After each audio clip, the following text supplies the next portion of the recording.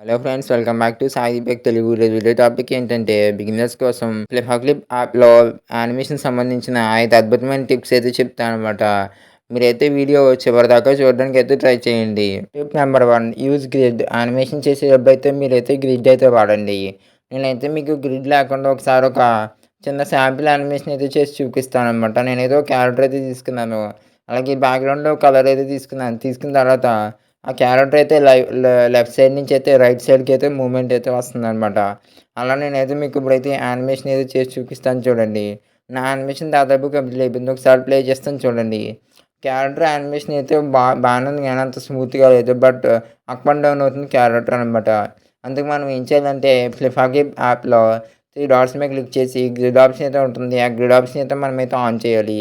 Grid option అయితే on చేసి మన క్యారెక్టర్ అయితే జూమ్ అయితే చేసి ఫస్ట్ ఫ్రేమ్‌లోకి ఆ క్యారెక్టర్ అయితే ఏ గ్రిడ్ బాక్సెస్ దగ్గర ఉందో ఆ బాక్స్ నెంబర్ అయితే మనం లెక్కెట్టుకుని టాప్ నుంచి కానీ, బాటమ్ నుంచి కానీ లేదా లెఫ్ట్ సైడ్ నుంచి కానీ ఆ బాక్స్ నెంబర్ అయితే మనం చూసుకోవాలి.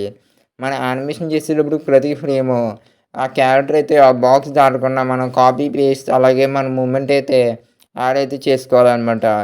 ఇలా మనం ఆ గ్రిడ్ బాక్స్ నుంచి అయితే మనం బయటికెళ్ళకుండా యానిమేషన్ అయితే చేస్తే, మనం గ్రిడ్ వాడి గనుక యానిమేషన్ చేస్తే మన యానిమేషన్ అయితే చాలా అంటే చాలా స్మూత్‌గా అయితే వస్తుందనమాట. నేను మీకు స్క్రీన్ మీద చూపిస్తున్నాను కదా!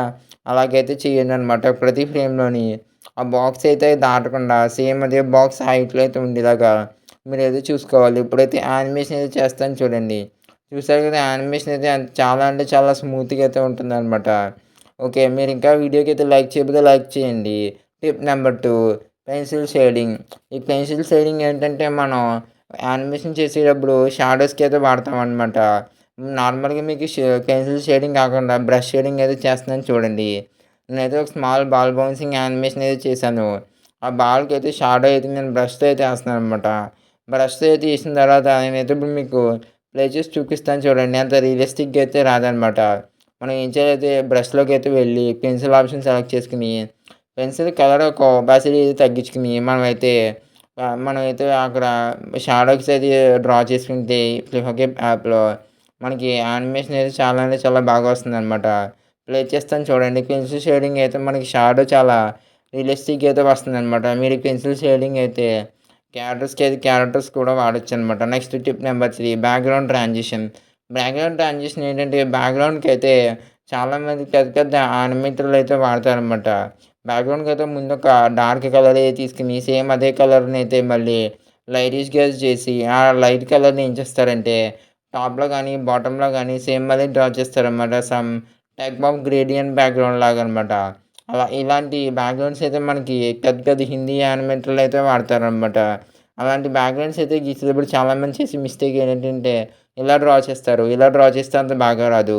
మీరు ఏం చేయాలంటే ఫస్ట్ ఒక డార్క్ కలర్ అయితే గీసుకోవాలి. గీసుకొని మళ్ళీ లైట్ కలర్ అయితే బాటమ్‌లో గీసిన తర్వాత ఎరేజర్‌లోకైతే వెళ్ళి ఆ ఎరేజర్‌లో ఒక ఫేడు ఆల్ఫా తగ్గించుకోవాలనమాట. తగ్గించుకొని మనం టోటల్‌గా క్లియర్ అయితే చేయకూడదనమాట. క్లియర్ అయితే చేయకుండా కొంచెం కొంచెం తగ్గించుకున్న తర్వాత జూమ్ ఔట్ చేసి దాని సైజ్ అయితే మనం ఇంక్రీజ్ చేసుకుంటే ఆ లైట్ కలర్ అలాగే ప్రైమరీ కలర్ మనకి హైలైట్ అవుతుంది. Next tip number 4, character shading.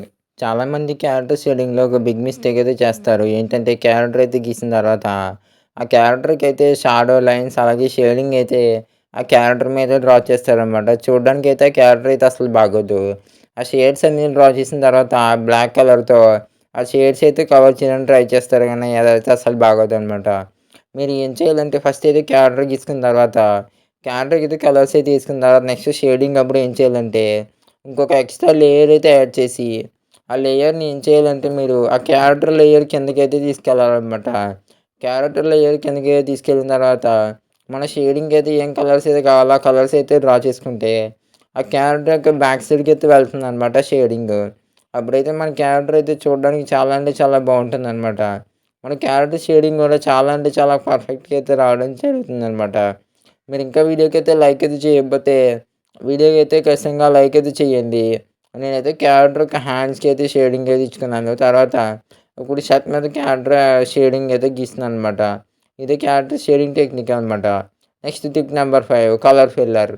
ఈ కలర్ ఫిల్లర్ టిప్ ఏంటంటే చాలామంది యానిమేషన్ చేసేటప్పుడు క్యారెక్టర్స్ కానీ, ఆబ్జెక్ట్స్ గాని తీసిన తర్వాత బకెట్ ఆప్షన్‌తో కలర్ ఫిల్ ఆప్షన్‌తో కలర్ అయితే ఫిల్ చేస్తారు.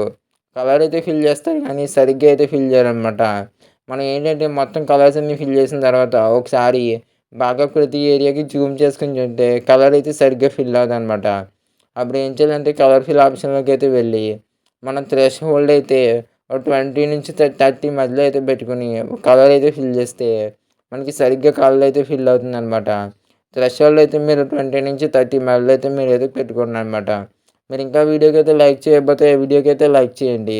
నేను మొత్తం కలర్ అయితే తీసిన తర్వాత ఇమేజ్ అయితే ఇలా అయితే వచ్చిందనమాట. ఈరోజు వీడియో అయితే ఇక్కడితో కంప్లీట్ అయితే అయిపోయింది. వీడియో నచ్చితే లైక్ చేయండి. ఈ వీడియో మీద మీ అభిప్రాయాన్ని కామెంట్ సెక్షన్‌లో తెలియచేయండి. మీరు ఇంకా ఛానల్ సబ్స్క్రైబ్ చేయకపోతే ఛానల్ సబ్స్క్రైబ్ అయితే చేయండి.